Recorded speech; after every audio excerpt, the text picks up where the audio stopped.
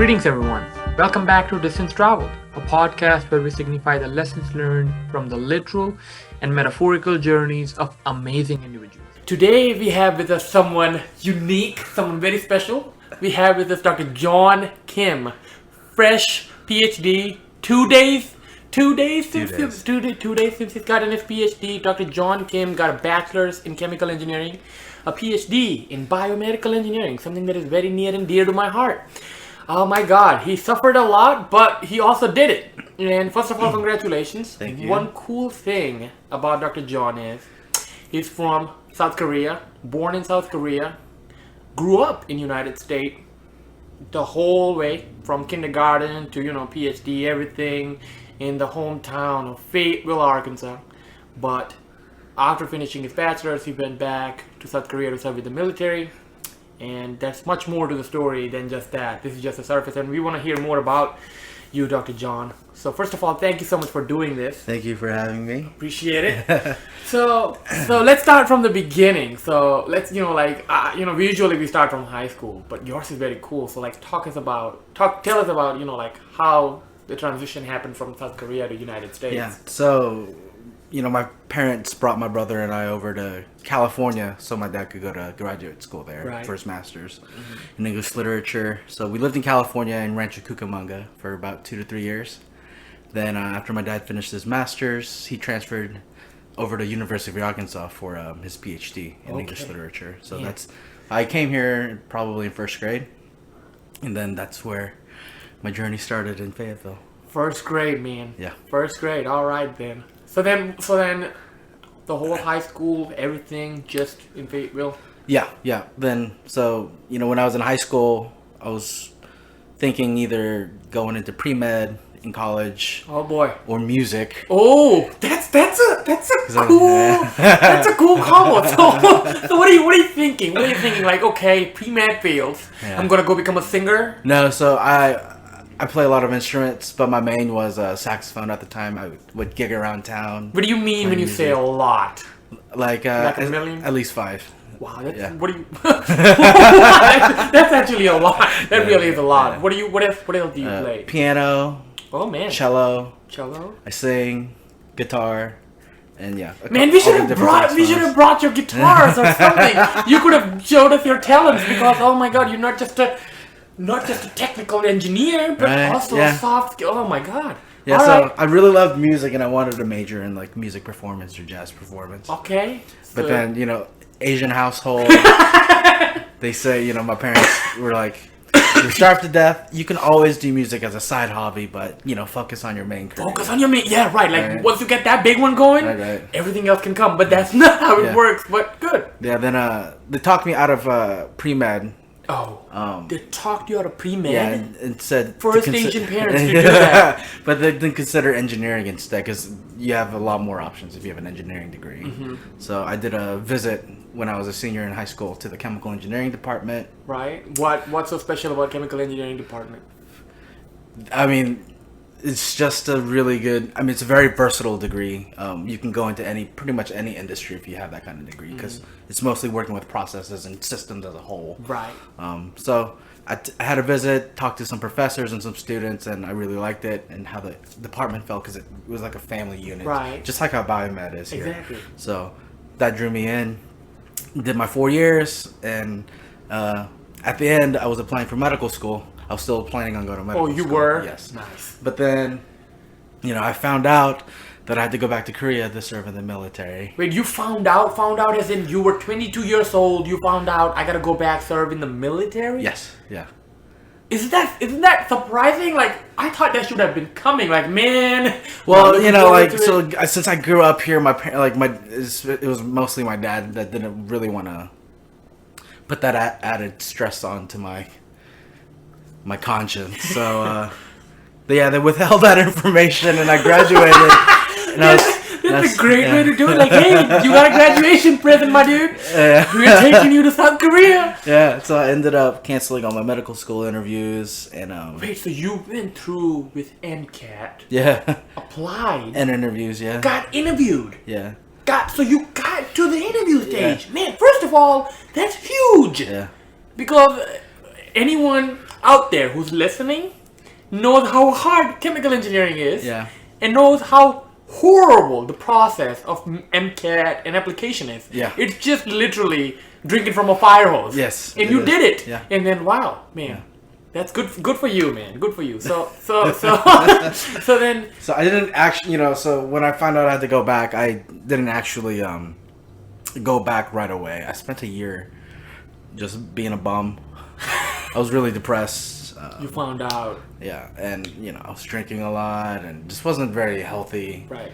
But then then I finally went.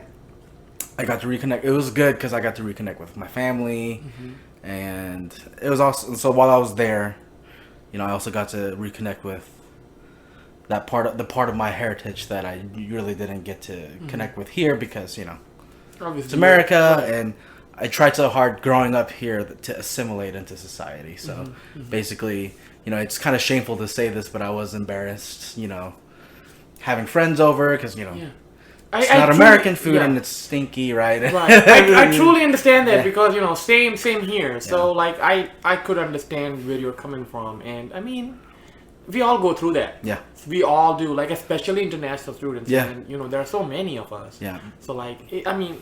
Yeah, I'm sorry you felt that way, and I do too sometimes. Yeah. I mean, I wish I didn't feel that way, but and nowadays it's a lot better because people are more, more cultured nowadays. For sure. People are more, for sure. They're more caring, and our differences are what makes us stronger, right? Yes. Like my strengths might be your weaknesses, but my weaknesses might be your strengths, and things like that. Like so, we make each other stronger. So that's what I believe. So I mean, that's good. So you went back. Stayed here for a year. What did you do in that year? Just chilling? I traveled a lot around the United States. Heck yeah, man. Went hiking, backpacking, snowboarding. I love snowboarding. You lived the American dream, dude. And I, like most of my friends after college, spread out. Right. Got jobs elsewhere, so I went and visited them. Just, took a leisurely 1 year off. Nice. Before I had to go back and serve 2 years in hell. So, wow. So you went back. Before we talk about that, like I do want to talk about your high school experience. Okay. Because and the college experience because that's amazing. So how was high school like? Was that high school was great. And a lot of people have really bad experiences in high school. And it's like that stereotypical, the cliques where everyone kind of has their own groups and they pick on, the weaker people. But like for me, I just love the whole interpersonal relationships that you get to like develop with people. So I was friends with everyone. Jack of all trades, my man. Look at you go. And I played sports too, so I was friends with all the quote jocks, right? Yeah. But then I was also a band nerd, right? So I loved music, right? But then everyone else, like I had other friend groups, and they all share an equal place in my heart. Heck so, yeah. So what did you play? What sport? Football. Oh boy. Yeah, big boy. But I was the shortest dude on the team.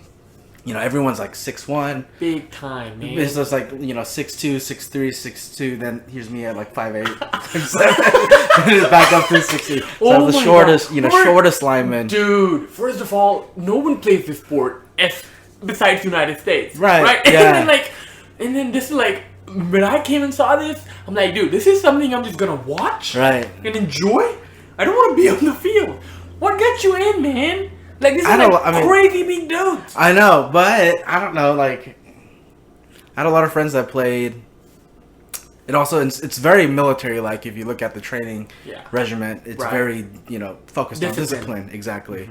So, I want to say football did shape or instill in me, some sort of discipline and how to conduct myself, not just on the team, but outside of the field too, just with how I treat people and interact with people. So treat everyone with respect, you get treated with respect back, basically, That's a big lesson. Yeah. That's a big lesson because, like, I mean, you want to pause here for a minute and then be like, wow, because sometimes it's just looked down upon, and I don't know if you know about this, but so many households, especially Asian households or international households, it's like sports can only take you so far. Yeah.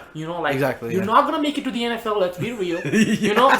So like enjoy this, but don't make this your focus. Right. Yeah. This should not be your life. It should be a part of your life. Exactly. But yet again, even though it's a part of your life, you have to understand how much it teaches you. Yeah.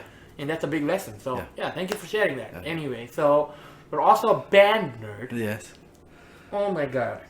Doing high school, getting ready for pre-med stuff, getting into chemical engineering. How are you managing all this, man? This comes off really like pretentious, but I didn't take I did take AP classes, but not like a full AP load because I still had interest outside of school. Yeah. So, it's all about time management, and homework and stuff. If I didn't do it at home, which I did most of the time, like let's say I got homework that like on a Monday, right? Mm-hmm. Like that's like first or second period. And like later on in the day when I have some free time in class, I'll start working on my homework. So I have less work to do outside of school, right? Look so at that right just there. minimizing my, optimizing my workload. Optimizing, dude. There you go. Yeah. That's the engineer's mind right there. Right? Work smarter, not harder. That's very good. Yeah. Okay, so. But it wasn't too hard managing all that. That's amazing. Yeah. So did you go anywhere big with the band? Oh yeah, we played several pretty big events. I remember one time President George W. Bush came here for a rally, so they invited Fayetteville High School band to go out and play for him. Sweet baby Jesus, yeah. Look at that. Yeah, I'm a Democrat, but it's the president. Who gets to see the president? Yes, like not a lot of people get to see the president, so Dude. it was a cool opportunity. Absolutely. We also played at the Fiesta Bowl, the NCAA football tournament. Okay. Tournament, right? Right. Not tournament, but the championship. Oh, it's a bowl game. Yeah. It was a bowl game, not a tournament. But so yeah, we played at that festival. Then a couple other places I can't remember right now. It's been so long, but you've had your fair share. Yeah, we got to travel quite a bit with the right. band, so and that's also with fun. football. So you've had a fair share of not just school and books and academics. Right. I dabbled in pretty much everything. And which is a good thing because the further you get into your life, you realize, oh my god, it's a repetitive, monotonous life. Exactly. You gotta have fun when you can. So that's good. So now getting into engineering. Yeah. U of A, man. First of all, we're so lucky to have you here because, man, you bring so many rich experiences. How was that? My undergrad? Yeah, chemical engineering? Yeah, no, I was really scared. Boy. Because, one thing I feel like is that a lot of high schools back when I was going through it, didn't really teach. Back when? What do you mean back when I was going through it? Hey, I'm kind of old now, it's but 2005. It's not that old. It's not that old. Well, I just feel like the whole, engineering, it requires you to think in a certain way. Not just like critical thinking. It's just a whole new type of way of thinking, and I felt like high school didn't really prepare me to start thinking that way. So it was kind of a struggle my first semester. But with, chemical engineering, I don't know about the other engineerings, but you have to learn fast or you're going to sink, right? Oh, boy. So, you're going to sink and you're going to sink fast. Yeah. And if you're really smart, you can, probably get through it. But that's, that first semester of college is where I really kind of learned how to work as a team, a team of undergrads, like studying together, giving pointers on tips, on homework problems, or giving a different perspective on how to approach a problem to solve it. So that's where I kind of started thinking as an engineer, learning how to think as an engineer. Then after that, all the other classes that you take throughout the years, you still have that, you maintain that group mentality. Right. The scared undergrad mentality. And you always study together. And the great thing about engineering in school is, you work in groups. It's like, you work as a team. People, give their inputs. And that's also reflected in industry as well. Right. Just from what I've heard from my friends who went into the chemical engineering industry. So you work in teams, whether it's the same discipline or multidisciplinary teams, you always have your inputs, you have different perspectives, and that makes solving problems a lot easier. I think you hit a jackpot, my man. You did, because that understanding, I'm guilty of this. I'm guilty of this, but in high school I had this one-man army mentality. Yeah. So I'm gonna do it alone. If I'm gonna get other people involved, I'm gonna deteriorate the quality of the assignment, of the task, or whatever I'm doing. But I truly have changed because getting from high school to here, I truly believe that because you can't do it alone, and why do it alone? It's not fun. It's not fun. Yeah, though you feel really isolated and it's kind of depressing. Exactly. We are social animals, human beings, right? And it's so much fun, and people are nicer because we are all struggling. Yeah, exactly. No, you can't do engineering alone. And if you try to, good for you if you can, but why? Right. I don't see the point. Yeah. And as you said, going out further and further and further in life, there's gonna be things you can't do, you won't know how to do. Exactly. And even if you do know how to do, you won't have the time to do it all by yourself. Right. So the better it is, you get used to working in teams. Yeah. And one of the best pieces of advice I got from an undergrad professor was Dr. Jim Turpin. Ooh. And he said, you're never too old to learn. Never too old to learn. And he said, strive to be a lifelong learner. You're always, there are always opportunities to learn new things, and you should never, look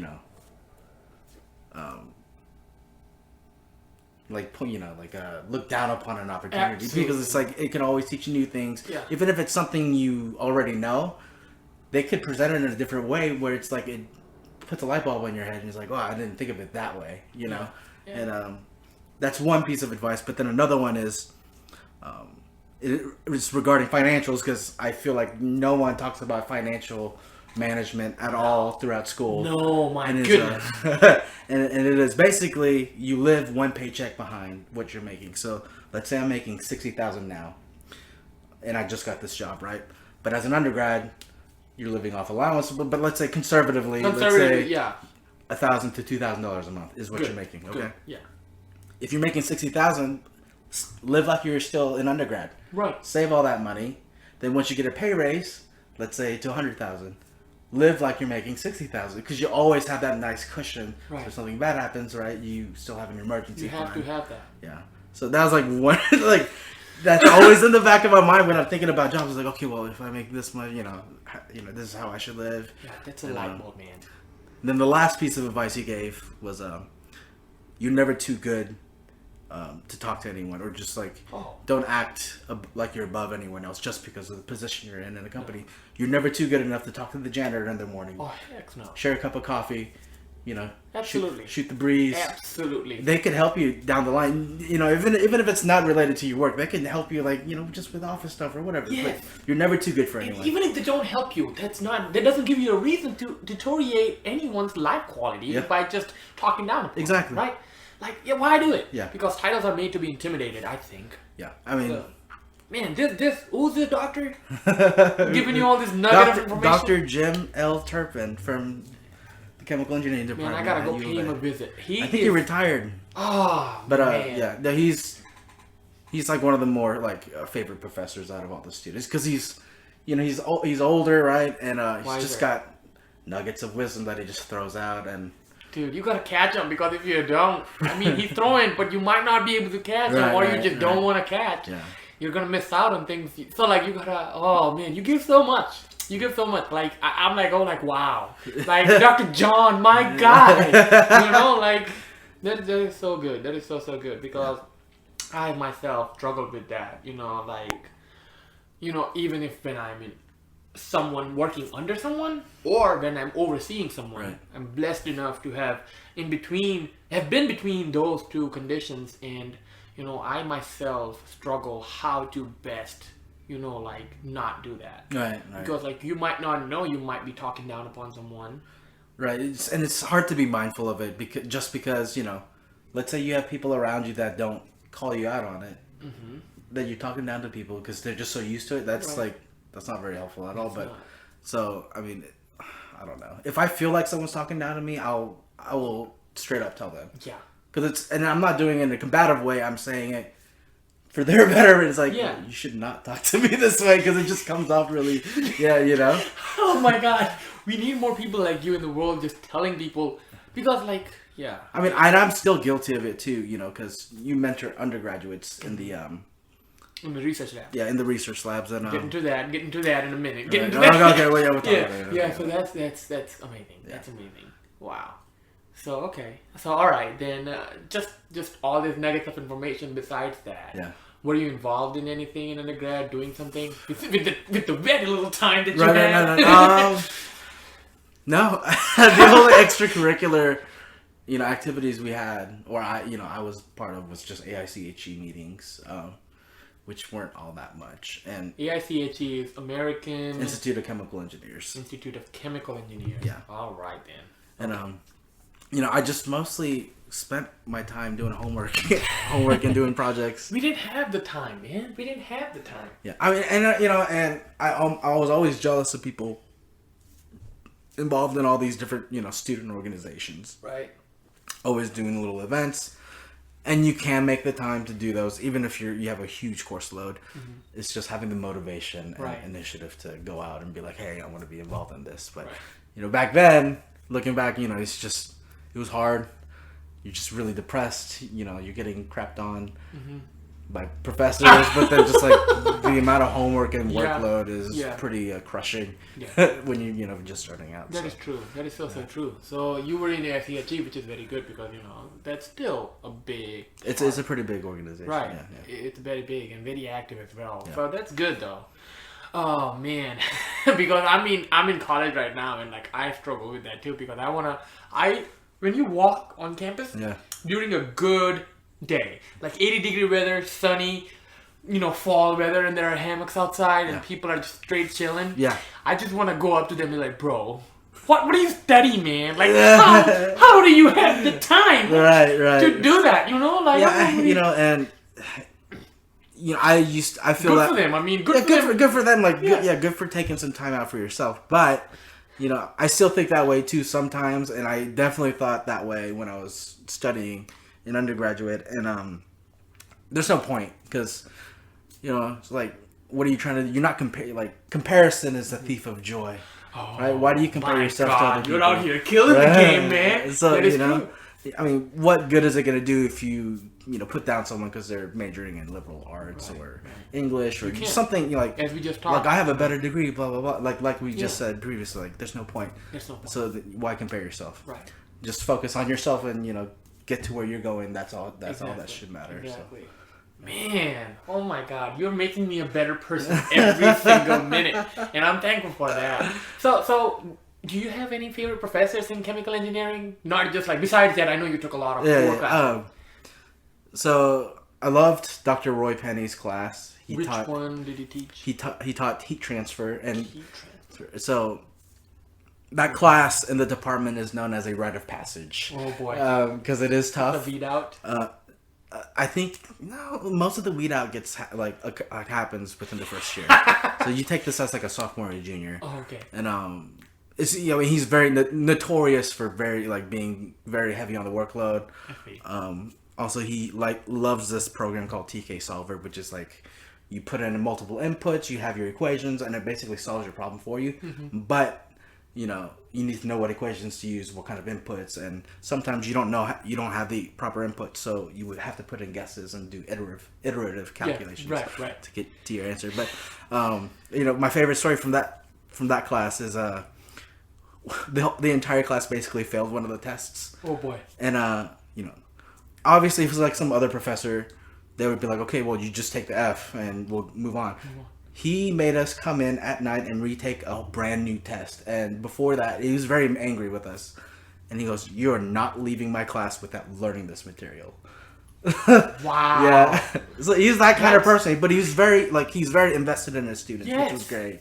So who does that today? And exactly. I was like, who does this? And, I was like, why the hell do we have to come in at like 8 p.m. and retake this 2-hour test? But then you get out and they're like, man, that guy was a genius, or that guy was really caring. He loved us, he wanted us to learn the material, and that's very good. And I think every professor should. You're blessed to have that people around you like that who give you those kind of opportunities. When you get that, you hang on to that. Yeah. So wow. So you took that test at night. How did that go? Everyone passed, okay, B's and A's. So good. So everyone did good. So that was a good class. Very good class. Very practical. Very practical. You design heat exchangers. In the curriculum, that's one of the things you do a lot. Among the many numerous things, but that stuff is translatable to industry because. Chemical engineers have to design heat exchangers for certain processes, right? So you learn how to do all that. I'm sure it's not as rigorous as industry would be, but you get exposed to it. You get to see where, your schooling gets to be applied into the real world. So that was really nice with the chemical engineering department. Is they're so practical, right? in their curriculum. It's like, okay, like they'll teach you superfluous like theory, like thermodynamics theory or separations theory, but as in addition to that, you still learn the practical knowledge you need to succeed in industry, which was great. And anyone pursuing a job, right out of bachelor's, like they got jobs and they're all very successful now. And I still follow my colleagues. Man, talking about theory, even like, so I've taken only one, so very limited experience in speaking on that. I don't know if you had Dr. Walker for thermodynamics or not. No. Did you have her? Oh my God, you missed out, brother. You missed out, Dr. John. You have no clue. So like, thermodynamics one with Dr. Heather Walker. Okay. Have you heard of her? She's a chemie. No, professor. so I graduated back in 2009, so she probably got hired after. No, she's been here for ages. Is she in chemical? Yeah, I've never heard of Heather. What? She is not. Oh my God. She's been here for ages, but not like that. But like she's been here for like I think 20 years. I think 20 years. Yeah, 20. I don't think I ever ran into her. She teaches thermodynamics and thermodynamics only. I'm not sure if she taught the classes or not. But my goodness, like I have never had a more invested professor, a more practical professor. Yeah. And I was literally thinking, like, do I need to change my major to chemical engineering? Like, that professor influenced my life so much. Really? She was so helpful, and like, obviously, engineering in general is a very tough, just very tough to understand, very tough to understand and learn and grow as an engineer. She made something that is an entry point so exciting. Every day I would sit in that class, my eyes would glitter. Right. Like I was so happy. I was like learning mass balances, energy balances, entropy balances, some heavy formulas, Peng Robinson and all these formulas. I'm like, what is going on, man? Right. And even then, she made it exciting. Even that. What time was it at? What time was your class at? 12:55. Why? My thermo class was at 7:30. Oh. So at any given time, you look back, and we're in the Big Bell auditorium. Yeah, that's 22282. Yeah, 2282, and half the class was always asleep. So early in the morning. No, I forced myself to sit very, very, in the front. So like that forces you to like, stay awake. Like they're looking at you. Yeah. But I love Dr. Walker. Yeah, she's amazing, and like chemical engineering. Like I've got like a special place in my heart for it now. Yeah. So like that's just great. Any hooligans that you pulled during your undergrad time? I can't say on. No, that's okay. That's okay. That's something that you can. Just some stuff like to just relieve stress, but some chicanery, as you would put it. No, not really. We're just really rowdy in the lounge. So we had a student lounge with couches and stuff. Mm-hmm. During like finals week, we would all get a little stir crazy because we were in there like 8 hours a day just studying. And I remember it's dumb now that I think about it, but I would like run back and forth in the lounge. Then we had these really long tables, so I would just dive onto the tables and sit across and just hurt myself a little bit. But it's just to get moving again instead of sitting all day. But then, a lot of good memories in that lounge. Good. We had a couple couches in there, but we used this one particular couch to nap in between classes. Mm-hmm. We'd take turns, like in shifts, like 10-15 minute shifts of napping. All right, bro, come on, your shift is up, man. Yeah, exactly. Like, dude, get up. I gotta sleep. Just give me 5 minutes. Ooh, amazing. Wow, dude. So, did you do any internships while you were in undergrad? No, so, I was aware of co-ops because Dow Chemical and Eastman, two really big chemical companies, heavily recruit out of our department. Mm-hmm. And I knew I was always going to go to med school, so I just kind of didn't bother with the co-ops. I got you. But they're very helpful. Very, very helpful. It's very helpful. So I hear. I've never done one. Not a co-op, yeah. Did you do any research on your time? The only research we did was for my senior project. It was a capstone project, like the biomeds have. Mm-hmm. We designed basically a reactor to convert algae oil into biodiesel.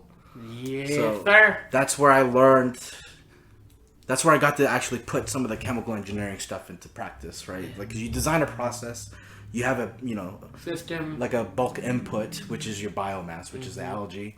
You extract the the reagent or the oil that you need. Then how do we convert this oil into biodiesel? And it has to go through certain chemical processes. You need different solvents, but then you also need to control temperature and pressure, which is also very important. Oh my god, things will break apart if you don't. So we had a very high temperature, high pressure reactor. That was, and that's how it always is. QH, TH. Like I'm like geeking out because I'm understanding what you're saying. Yeah. So when we built that from scratch, the machine shop operator in the chemi department is very good, very helpful, and and then we had input from our advisors. So Dr. Penny again was one of the advisors, and Dr. Greg Thelma was the other advisor for our project. Nice. So we took 2 projects to DC. For the EPA held a like a renewable energy contest basically. Right. So schools would design their own little projects that would contribute to this renewable energy type thing, this theme, and so we took our biodiesel reactor and another project that I forgot. Okay. I wasn't really invested in that one, but so that was really cool because we spent an entire year designing, testing this reactor. Trying to get samples converted to biodiesel, So that's where you kind of learn a little bit of research as well, because you have to research all the parts, what kind of conditions do we need to run this stuff at. Validation is always a big thing, right? It's like, okay, we're getting this goop out of the bioreactor. How do we know it's biodiesel, right? So you got to test it, and so we got to learn the different little analytical techniques to test the samples. You really, truly became a professional engineer by the 4th year then. I know, you felt kind of cool. Yeah. It is kind of cool, Yeah, but you get to go to DC, which was even cooler, right? And, for a lot of the kids, they kind of just grew up in Arkansas, never left the state. So it was a really good opportunity to, DC is a very multicultural city. I know. I'm sure you know. Yeah. And it was just really cool, there are places like this in the U.S. where it's not just... Yeah, I get it. So it was really, it was that's fun. amazing. Good experience. So then your undergrad comes to an end, but we also left out a big part because you're, in your undergrad preparing for med school, MCAT. When did you start doing that? Towards the end of my junior year is when I started studying. Then I took the MCAT a couple times. Okay. I wasn't really happy with the first 4. Yeah, and I figured out that I was studying for it wrong. A lot of people just kind of cram, right? Cram information down. But with any standardized test, it's the ability to recognize what kind of problem it is, the problem type, then solving that problem type according to how you're supposed to solve it, right? Exactly. It's just knowing the nature of the beast. Right. And a lot of those word problems, they're so long, right? They take like a third of the page up. But hidden within that is the theme of the problem. Little nugget of information. Yeah, right. So this is a physics problem. Okay. It's talking about sirens and the sound and the distance. All right, so it's like a Doppler, Wavelength Doppler, right? Yeah. So that kind of thinking. So when I started for it the second time, I went in with that kind of mindset, and it was so easy to solve the problem. So I did way better on the MCAT. That's amazing. Next time. Yeah. Do you mind sharing to us how'd you do for the second time? Good enough. Okay. No, it was a pretty good story. Okay, that's amazing. Yeah. So then after you took both those tests during your undergrad? Yes, you have to. Because so during your senior year, you have to compile your application materials. You also need to do interviews with the pre-medical advisory committee on campus. So you just kind of prepare for that. So being in chemical engineering, you don't really think about health policy or the state of healthcare in America, right? And that's things you can't. Of course, like with anything, you're going to prepare properly for interviews. So, did all that, did the interviews, got the okay from the committee, then sent off my application materials. Did you apply to a lot of schools? Just like 3 or 4. Well, that's pretty good, and you still got an interview. Wow. Yeah. But UAMS is like where I wanted to go because it was the cheapest, right? If you're in state. But then trying to follow your footsteps, Dr. Joe. So anyway, then they hit you with you gotta go back to South Korea. Yeah. So then when do you find that out? So that's around the time I'm getting other like secondary application materials from the medical schools. So yeah, my mom cried. I remember that day. She started crying. She's like, "Oh my god, you gotta go back."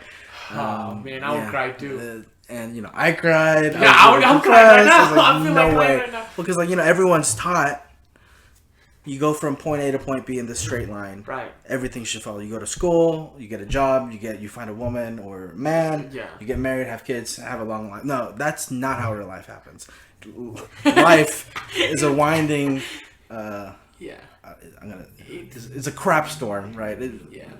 So like you're still gonna get to A to B. It's just the path to get there is a long path independent. Yeah. Oh boy. Isn't that man? It never really works out the way you planned it. I have never had one plan that just fell in place. Yeah. I mean, it's good to have plans, right? Because it helps guide you, but I think it's more important to be adaptable. Yeah. And be fluid because life is unpredictable. Yeah, you have to. And if you're so rigid, you'll break. Right, exactly. And just accept the fact that your life isn't going to go the way it's planned, but adapt to it and take it for what it is and enjoy the ride and the experience because it's fun. Coming back, it can be useful and helpful. So that is true. Yeah. So then you take the year off. We talked about that, and then you go back. Yeah. Right. So when you're there. Yeah. So interesting. I didn't even go straight into the military. Okay. So talk to us about that. So within the first 2 weeks I get to Korea, I have to go to the intake center, do my physicals and all that, and so it was very hard because I did not speak Korean. So my dad was like basically my chaperone the entire time. Whoa. He had to translate, but luckily some of the little tests they gave you, they had English versions of that, which was fine. Yeah. But then I was completely lost for the rest of the day. I spoke Korean on a certain level. It's probably on the level of a 6-year-old. Now that I think about it, so I'm going through this stuff. I have no idea what they're talking about, and somehow I'll make it through, and boom, I get my orders. So yeah, you got to go to basic training. It's located here, and I had to train up in the north in the mountains. That's where the training camp was for boot camp, and so that didn't start for another like 4 to 5 months. So my dad was like, "Well, since you got some free time, you should work." I'm like, "What do you mean work? I can't do anything, right? I don't even know how to speak the language properly." And he actually found me a job at a private academy where they do English tutoring. So I made quite a bit of money doing that. So it's very lucrative. That's a lucrative business in Korea, is teaching English. But the problem with that is that you teach these kids English, but they don't retain any of the information. All they care about is passing their little English speaking, English comprehension, English proficiency tests. Because that's what you need to get into all these good schools. And even like industry jobs, you need to be able to speak English on a certain level. So they think taking some tests that you can just learn how to solve the problems for, is the equivalent of being able to speak English proficiently. And it's not true at all. I'm like, I would pass by and people would be bragging about their TOEIC. So TOEIC's one of the English proficiency tests, and TOEFL is another one. Oh yeah. I know about that. Yeah, because I had to take it too when I got here, which is crazy. But they would brag about their scores, but then they're like, "Well, can you say anything?" They're like, "No." It's like, well, then what the heck are you even bragging about, right? That's the whole problem with Korea. Is it's like, I'm not crapping on my home country, but I'm gonna crap on it a little bit. Yeah. It's all about appearance. Well, they're so hung up on appearances and status, and like even with clothes and fashion. Like if you're not wearing brand name stuff, you're like, oh, you're poor, or people look down on you. Bro, I go to Walmart and grab my clothes. Like no one cares. Exactly. Well, they don't have that kind of mentality because it's such a small country that's overpopulated. It's very competitive. So if you want to stand out, you gotta flex a little bit. You know what I'm saying?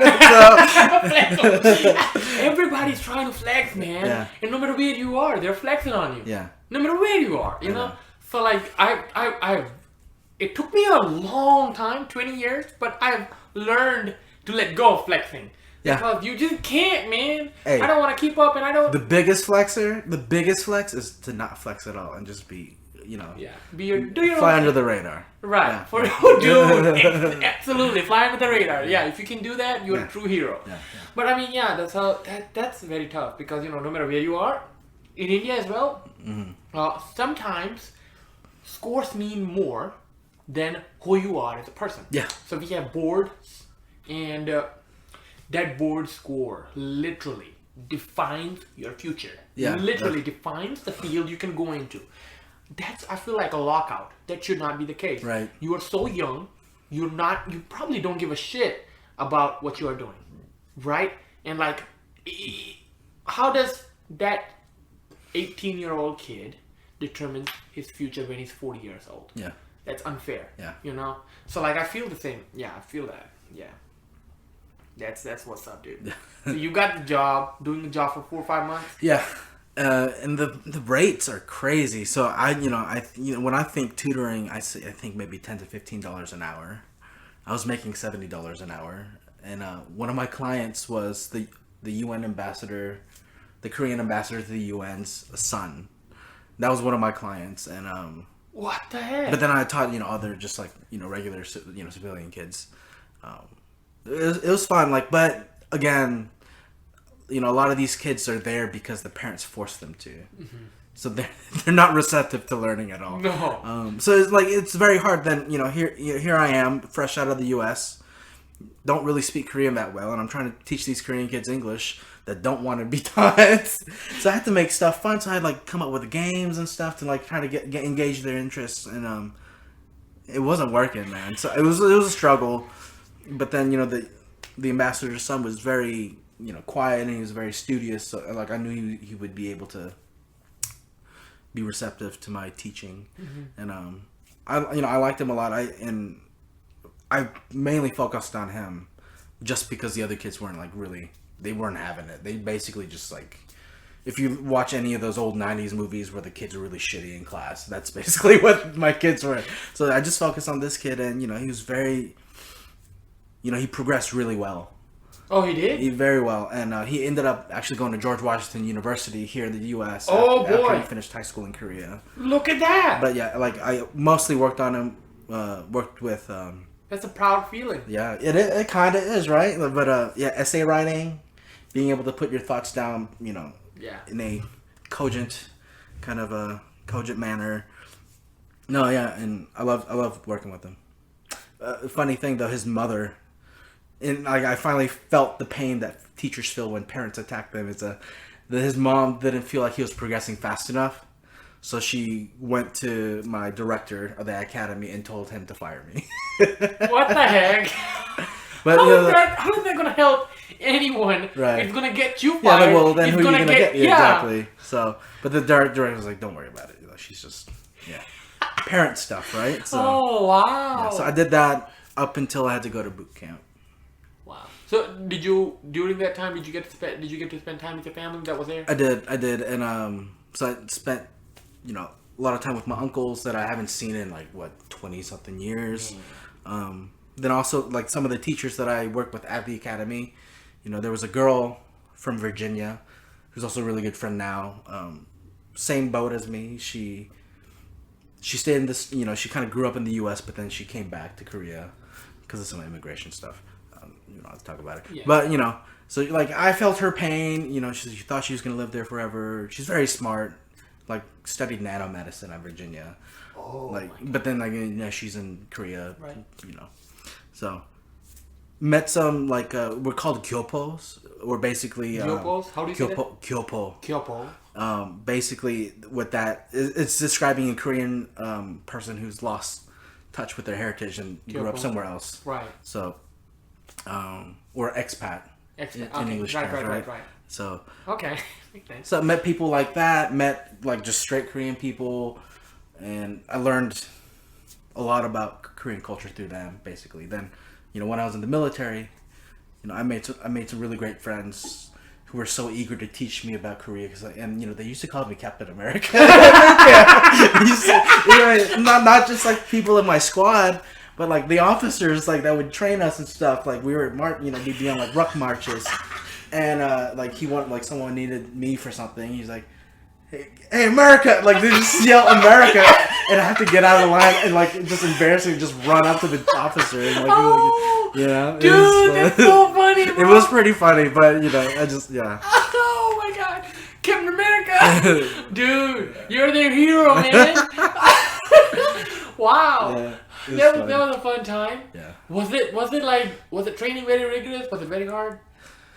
It's pretty tough for like the first week or two because just you're kind of getting used to it. But for me, the toughest part was the language barrier. Yeah. Obviously, so like the first day of boot camp, you have sign a bunch of forms.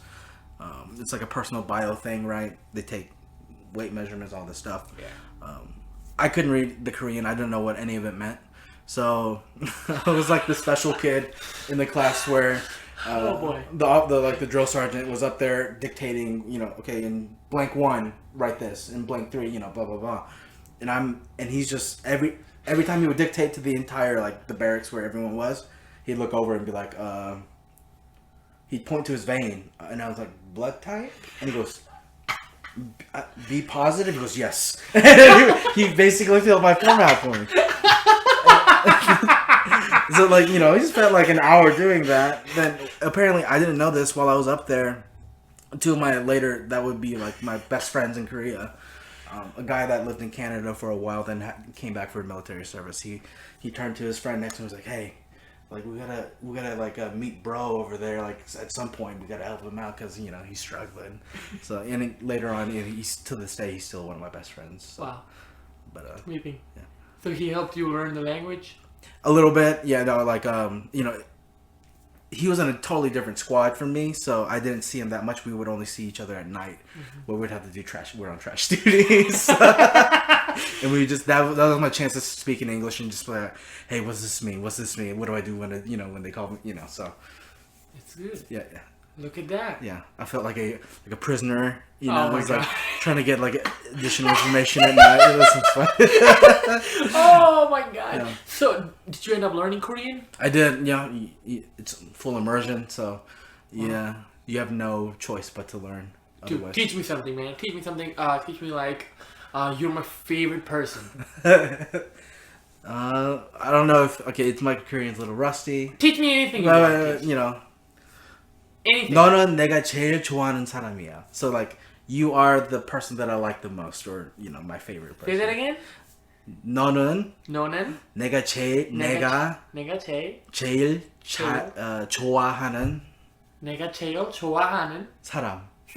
Hey, that's pretty good pronunciation wise. Okay. Yeah. All right. Yeah. All right, that's pretty good. I'm gonna listen. I'm gonna learn it.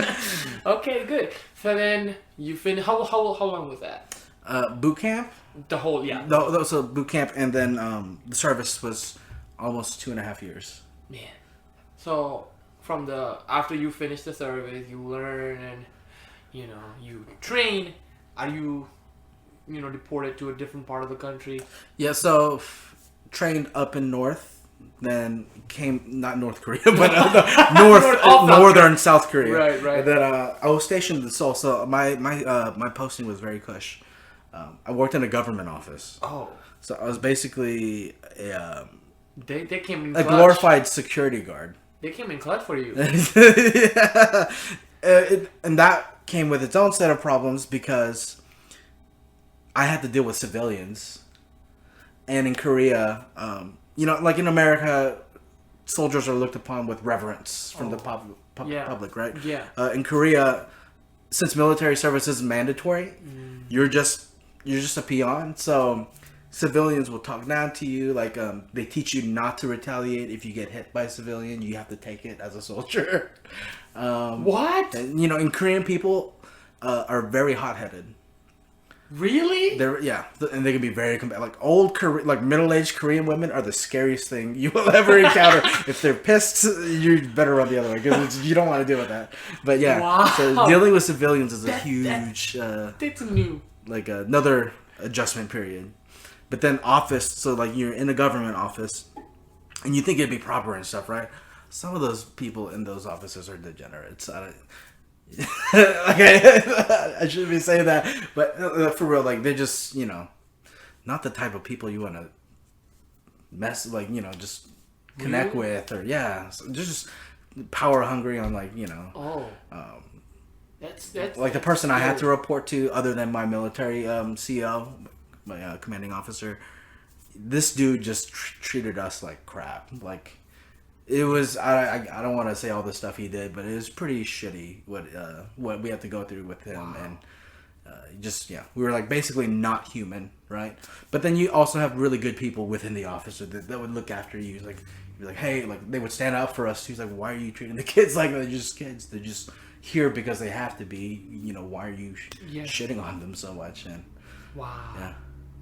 Man, that's amazing that in the worst of the times people stand up for you in ways you didn't expect. Right. Yeah. That would shake me. That I'm kind of getting goosebumps right now. It's very hard to hold back anger in those situations. So the amount of respect I have for you, Dr. John, man, you just you're a completely different. You're a hero, man. Not a hero. Because what you people here, people anywhere are not expected and shouldn't be expected to do something like that. Yeah. You went through and you did it. Yeah. And you are so lively, so full of life. And even I didn't know this before. I didn't know any of this, but you were so nice. Yeah. When I met you, you wouldn't tell. People have such glowing stories. Right. Anyway, so man, I'm glad that was over. Yes. Yeah. Sure, very glad. For you. It was still fun though, because I didn't have to stay on the base. I got to leave after my shift was over, and I go home and see my grandparents. And I never got to see my grandparents growing up. Okay. And but I also got to experience Korea properly as a Korean person. I remember, almost done with my service, and I met a guy on Reddit, the site Reddit. Yeah. So, because I made an Ask Me Anything post. Oh, okay. About, hey, I grew up in the U.S., but now I'm here doing, Korean military service. You did that in Korea? I did the Ask Me Anything while I was actually on my shift at the office. Because I was so bored. There was nothing. It was a very slow day, so I spent a couple hours just answering questions online. And this guy found my post a year later, and he messages me. He's like, hey, bro, you have time to meet up at some point? I have so many questions. This is my situation. I grew up in the States, but now I found out I have to come back and do military service. But his dad was an Air Force colonel. Oh. So he's from he's a Korean military family. And right. So he had to come back. And he's like, I don't want to go. I'm scared, blah, blah, blah. So I met up with him. And in United States? No, in Korea while I was still in Korea. Okay. So he just got in. I see. So I got to kind of mentor him through the process. I do, just don't worry about it, take it in, enjoy the experience, and I also one night we were really drunk, and oh my god! And I turned to him, I was like, dude, just look around for a second, and it just dawned on me. It's look around, and he's like, what? It's everyone here looks like us.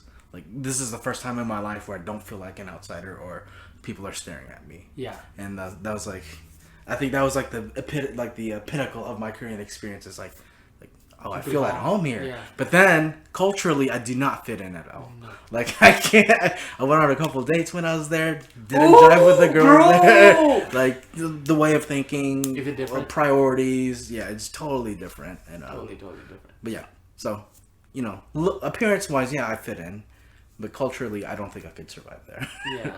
See, I don't think I'm willing to give up. Compromise on certain values and how to live my life. So even though my family's there, I miss my mom and dad a lot, but I don't know if I could do it. So yeah, that's wow. Yeah, because it's just completely different thinking, completely different living. Yeah, boy, you still had your fair share of the time. But that's pretty good. Yeah. Oh my god. You went on a couple dates too. Yeah, no, I did. I tried a date. Did you get asked out or did they ask you out? I had to ask out, and the thing, is you grow up in the States, you're taught to be not aggressive, but that kind of you make the first move, right? Yeah. That's what a man. Oh does, yeah. No, but in Korea, guys are very shy. Really? For the most part, yeah. Wow. Of course, you're always gonna have outliers. Yeah, right. Population, but Yeah, like, so I was very forward. Like, I asked a couple bartenders out. Like, I thought that were just, it's like, hey, like, no one knows me here. Why not have this new identity for myself where I'm super confident and, well, it's, not a lot of people get to enjoy something like that where you're like, I can start fresh here.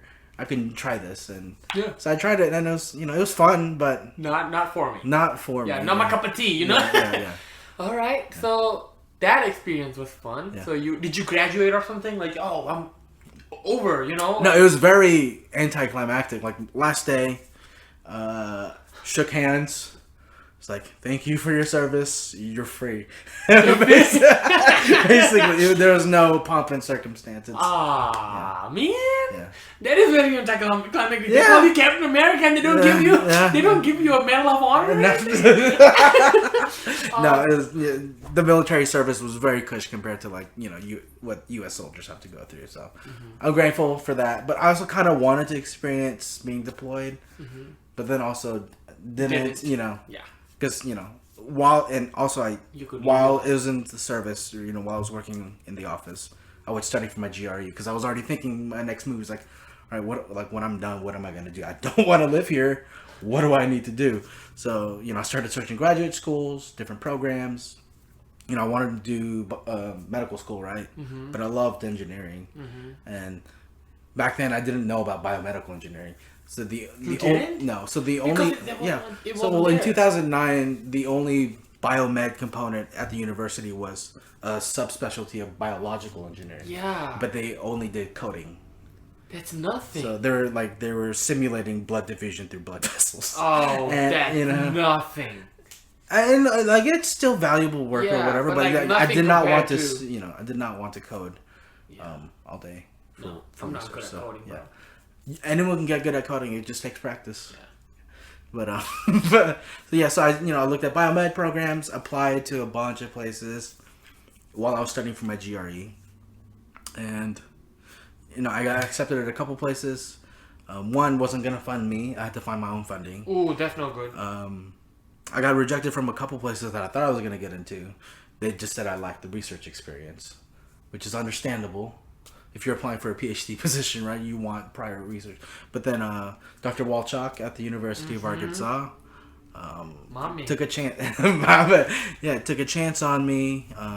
And it worked out fine. So there are people you have to be thankful for who take a chance on you. Man. Yes, and you got to be grateful, and you got to work your ass off. Oh yeah, for sure. You cannot. You cannot let those people down, especially those. Yeah, exactly. Yeah. So okay.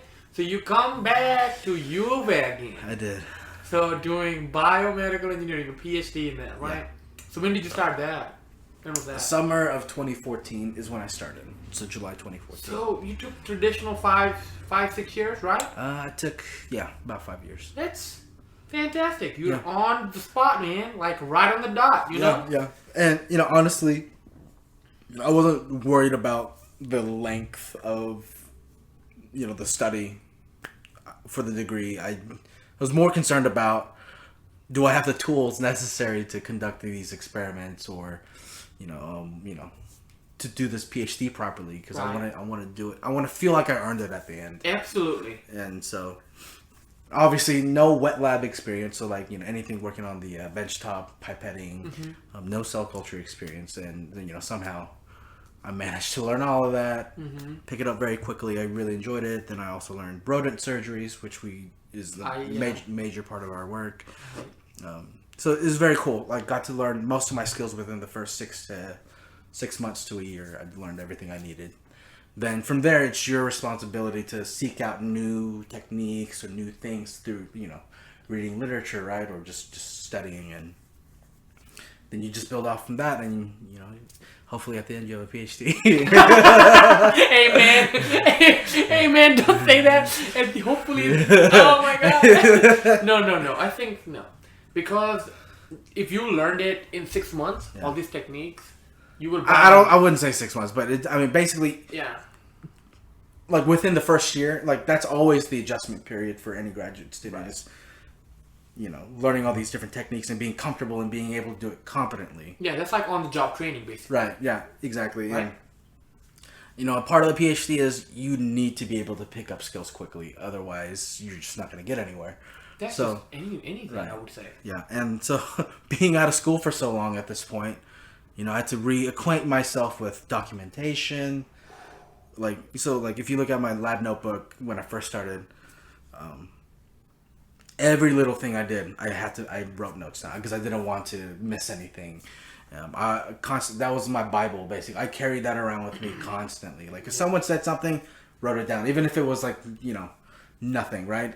This might come in handy later. Yeah. If it does or doesn't matter. But to get into practice of documenting everything, right. That's like a huge part. And I would say not just of PhD. I would say you should document anything and everything you do. Yeah, that's just my funda. Right. Because you never know what comes in handy, right? And documentation proof is your legacy you can leave behind. Well, yeah, it's also proof that you actually did the work, right? Because let's say you submit a paper to a journal and the editor comes back, it's like, well, can we look at your data? Because I don't think I want to look at how you guys did the analysis. If you don't have the data, what do how'd you write this paper, right? So you have to properly catalog and document everything. Right. And that's like one of the more important things I learned starting graduate school. Nice. Yeah, because in undergraduate, you don't really think about it unless you're doing active research, right? Mm-hmm. So let's talk about what you did. So what, learning about the soft skills, the hard skills, that's amazing. Yeah. Technical skills, very good. Now, what was your topic? What did you do? And how did you, I love how you put out, you learn things that are necessary to get through in PhD, but then obviously you have a mentor, but you're after that, you avenue out yourself. Yeah. You are seeking, what am I going to do?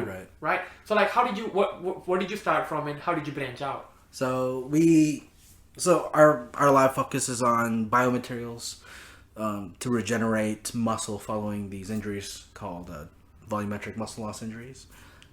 These injuries usually result in excessive tissue fibrosis, a lot of scarring with no regeneration, and it's also associated with functional deficits. So you lose function in the limb that's affected.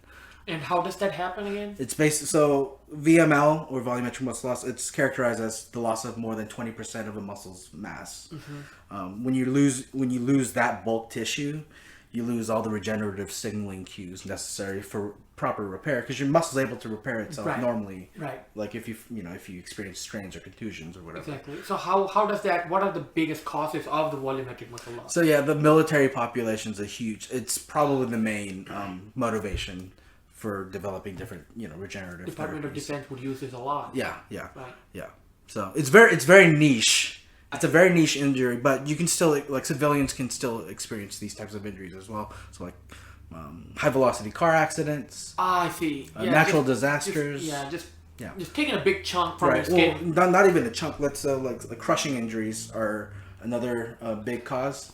So you crush your limb. Right.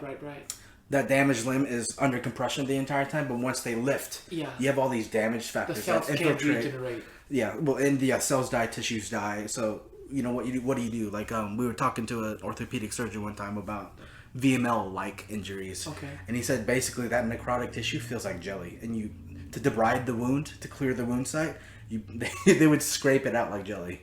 He said it felt like jelly just scraping out. So it's a pretty traumatic injury. That is, yes. Yeah, you just don't have massive muscle loss. You're losing blood vessels. You're losing neurons, like the innervation to the limb. The function, basically. Yeah, basically. So in layman terms, this would happen when you take out a lot of muscle from the skin, or you crush a lot of muscle at the skin. That results in massive tissue death. Yeah. And that's how it results, and that's what you are looking to solve, right? Right. Okay, and just to explain it to the people. Yeah. And then my focus within that was how aging affects regeneration following treatment. Huh. So we have our different implants that we use. For my studies, I used so we basically decellularize a piece of muscle. So we strip all the cellular component, all the genetic material out, and we just have the scaffold, the tissue scaffold. Which is made of? Extracellular matrix. Extracellular matrix. Yeah, so you have that currently right now, let's say my muscle right here, right? if we take this out and we strip all the muscle fibers away, we'll have this intricate network of proteins. Right. What's it called? The fibroblasts and all those. So you're talking about the cells and stuff, right? Right. I'm talking like the ECM and the extracellular matrix. Okay, that's the basement membrane for your tissue. So it's the scaffolding for your tissue. Right. What think of it that way. Cells sit on. Basically, yeah. Right. It's the substrate upon which, all these different interactions occur. Right. And, so yeah, we use those as our implants, and I looked at how I compared young and aged, and how those animals and how age affected our treatment outcomes. And our main focus was looking at functional recovery in the limb, right? Because great, like you can regenerate some tissue, which we can't because it's a very traumatic injury. But what's more important than regenerating tissue is being able to restore some function back to the patient's life, so they can actually live their life again instead of just dealing with ridiculous pain and tissue scarring in the site. So that was our focus. That was my focus for the PhD, and wow. So that was it for that. That's like literally, Dr. John. You changed millions. We're not changing lives right now, but no. Just that knowledge could potentially, because it's all built on each other, right? Someone might come on, like Dr. Smith might come around in the future and build on Dr. John's work. I'm just saying, like, hopefully you do get the Dr. Smith, So that's, very. And like the bigger impact of that is, even though it's a very niche thing, is to identify that age is a huge factor in regeneration. So like, if you have a regenerative therapy, let's say that works in a 20-year-old Marine, it's not necessarily going to translate into an elderly patient that experienced some sort of other VMO.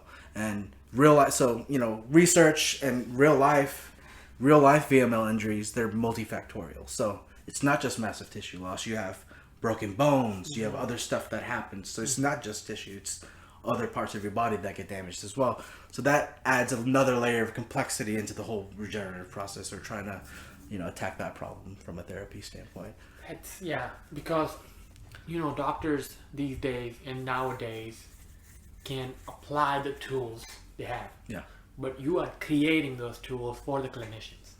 So that's big, man. That's big. So once you found out that that's what you're doing, you're getting the skills, got the skills. Now, how are you branching off? You looking for from other that stuff. niche. Right. From that niche, you're going to your niche, like even more narrow. Right. What's that? That's definitely tough, because now you're thinking. It's tough. When thinking of just how to present your data in different ways, or finding new techniques to measure certain things from the study that might be helpful in telling the story that you're trying to make out of the study.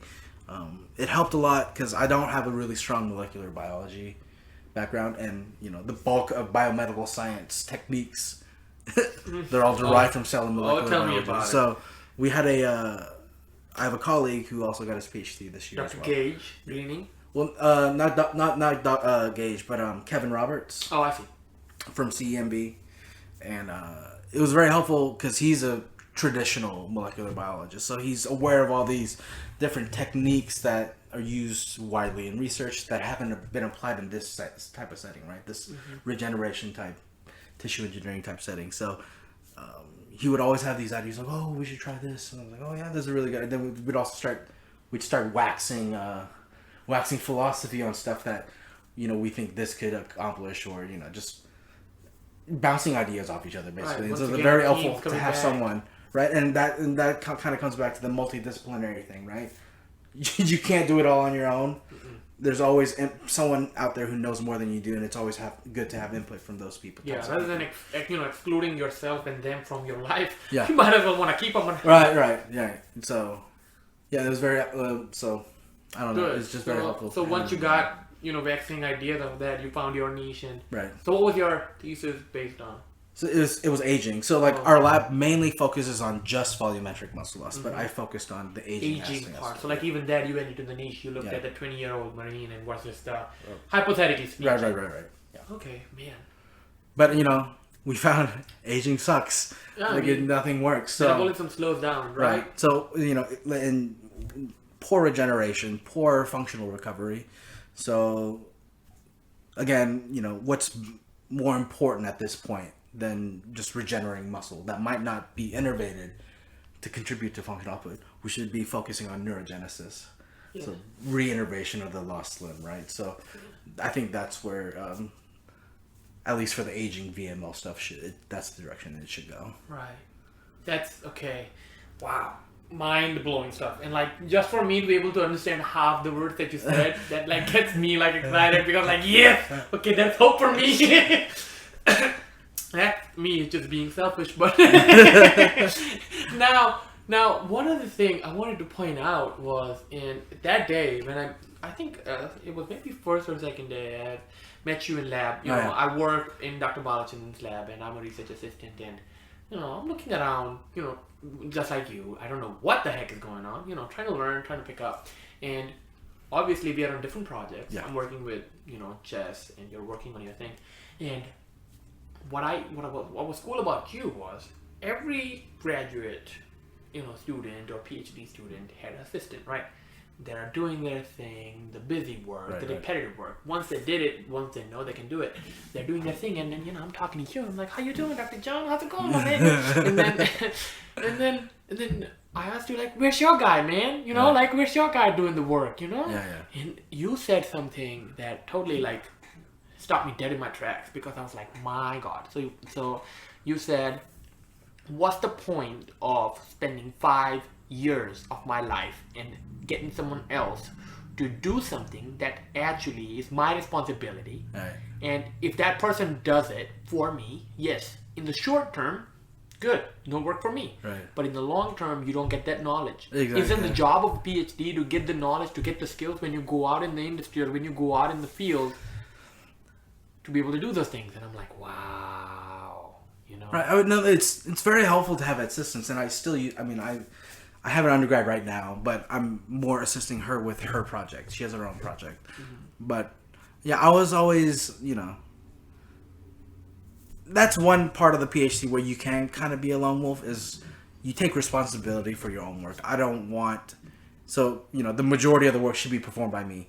If it's something menial or something that I need to have done, that is something that I'm already very familiar with or whatever, I'll train an undergraduate assistant to help me with those tasks. But for the most part, if I'm learning a new technique, running this new assay for the first time, the second time, I want to do it all myself. You have to, because I don't want to yell at someone for not doing it properly. No. And I've been burned a couple of times with a couple bad undergrads that will not be named. You're welcome. But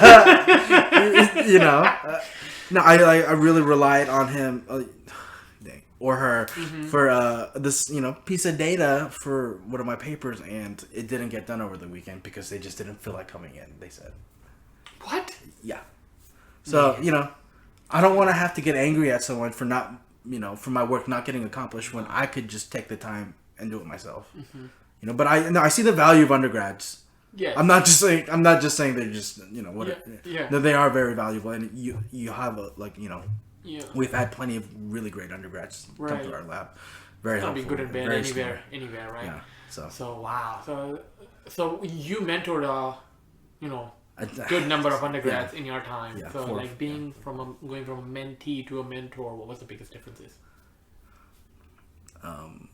So I don't have like a big inclination to teach, so it's really hard. Like I'm very short on patience, like the typical Korean. No, but so I have to learn but I have a very high threshold to get angry.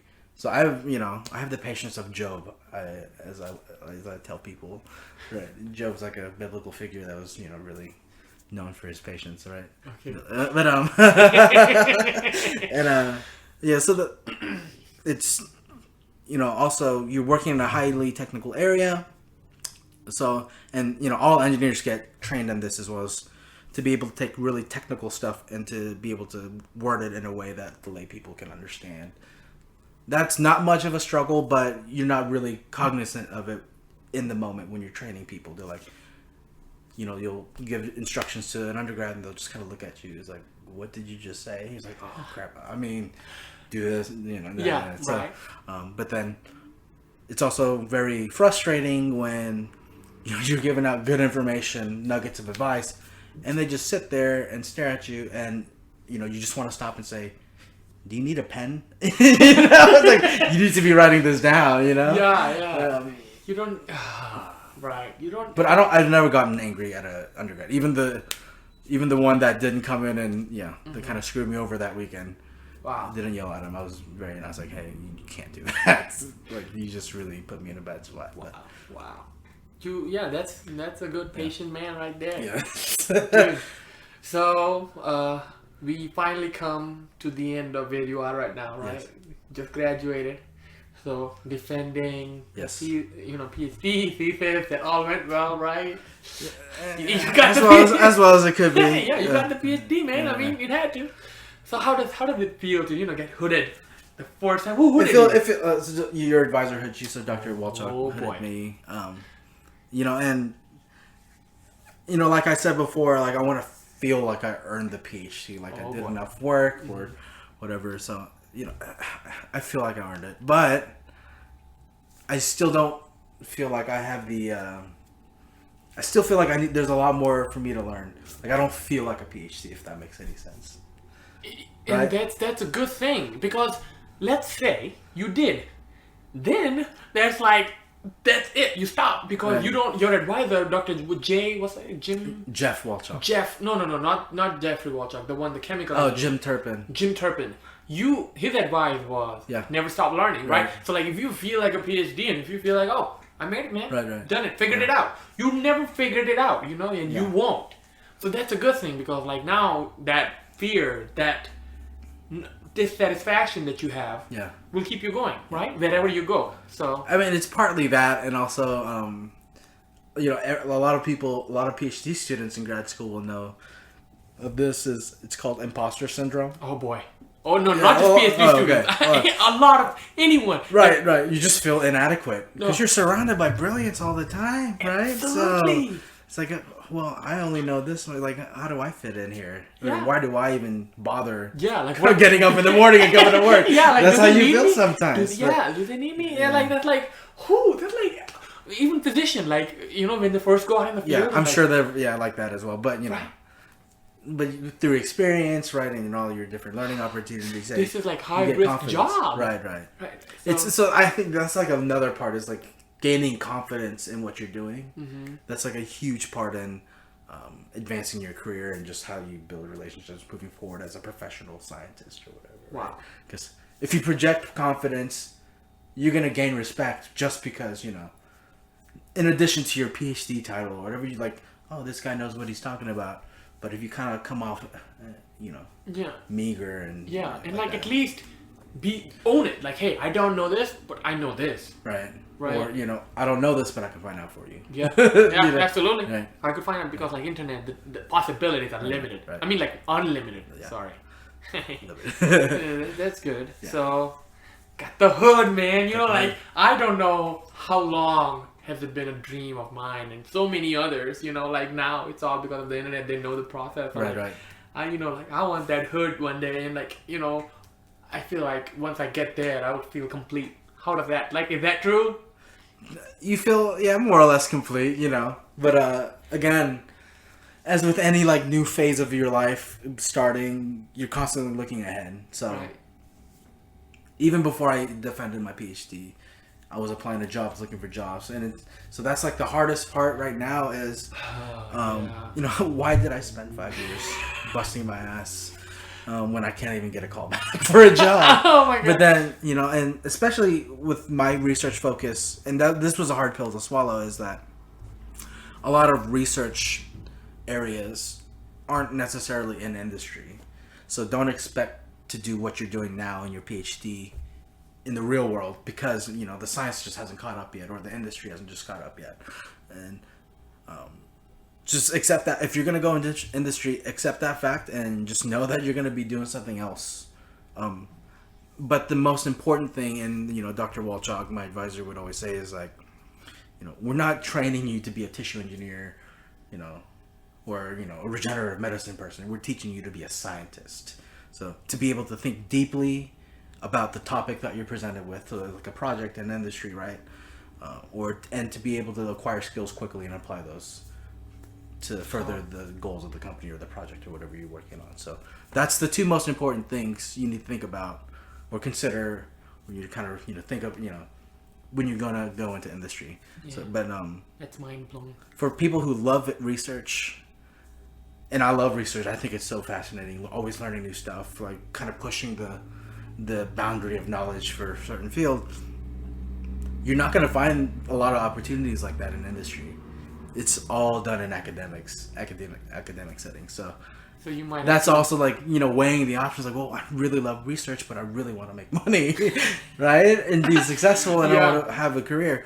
I don't know. It's not a lot in the academic. I mean, like unless you get to the professor. Yeah. But then you gotta want to do that, and like currently, I do not want to do that. Yeah, because you really want to have to educate or be an educator because students are getting affected by professors who don't want to teach. Exactly, and that I don't know if it's a problem with just how the schools are structured or how whatever the departments are structured.